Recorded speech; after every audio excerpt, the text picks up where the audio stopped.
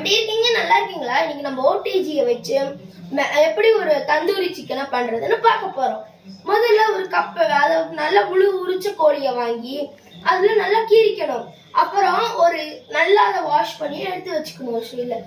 ஒரு சைடுல ஒரு கப்ல அதுக்கு தேவையான கர்ட், அப்புறம் கொஞ்சம் தந்தூரி மசாலா, அப்புறம் பெப்பர், உப்பு, மஞ்சத்தூள் லைட்டா போட்டு லெமன் ஒன்று புழிஞ்சு நல்லா கலக்கிக்கணும்.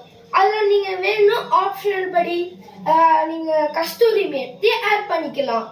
தந்தூரியை அப்புறம் ஓடிஜியில் எடுத்து வச்சா தந்தூரி ரொட்டி சைடு மோட்ல வைக்கணும்.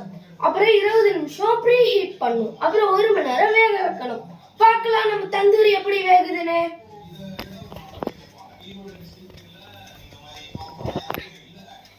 எப்படி ஃப்ரெண்ட்ஸ் இருந்தது தந்தூரி வேகிறது?